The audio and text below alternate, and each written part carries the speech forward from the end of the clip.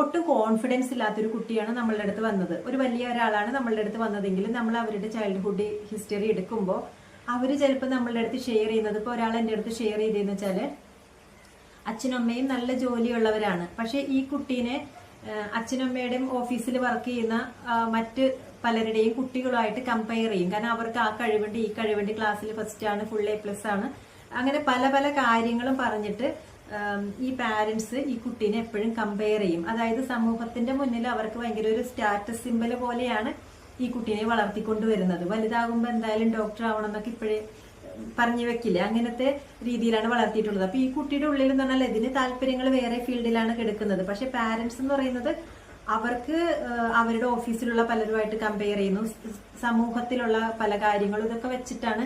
അപ്പൊ ഇവരുടെ ഒരു എക്സ്പെക്ടേഷൻ അനുസരിച്ചിട്ട് വന്നില്ലെങ്കിൽ അപ്പൊ തന്നെ ഈ കുട്ടീനെ എപ്പോഴും ക്രിട്ടിസൈസ് ചെയ്തുകൊണ്ടിരിക്കും. അപ്പോൾ ചെറുപ്പത്തിലേ തുടങ്ങി ഈ കുട്ടി കേൾക്കുന്നത് ക്രിട്ടിസിസമാണ് കേൾക്കുന്നത്, ഒരു അപ്രീസിയേഷൻ ഈ കുട്ടിക്ക് കിട്ടുന്നില്ല.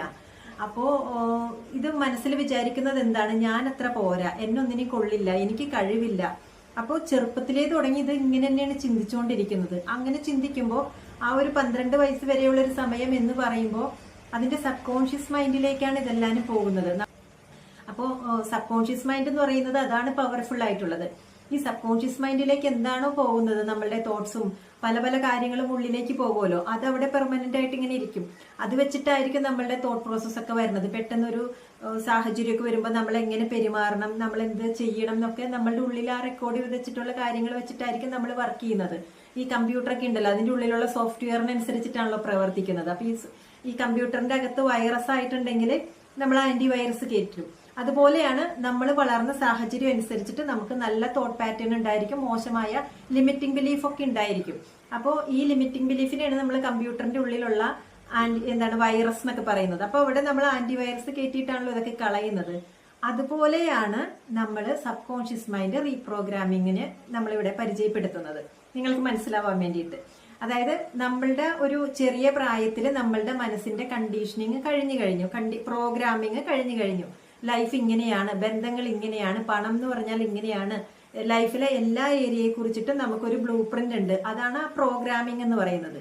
ഇത് വലുതായി കഴിയുമ്പോഴാണല്ലോ നമുക്ക് ഇത് അപ്ലൈ ചെയ്യുമ്പോഴാണല്ലോ പല പല പ്രശ്നങ്ങളും വരുന്നത്. അപ്പൊ ഈ പ്രോഗ്രാമിംഗിൽ എറർ ഉണ്ട്, അതായത് ചില ഏരിയയിൽ നമ്മൾ ഫെയിലിയർ ആകുന്നു.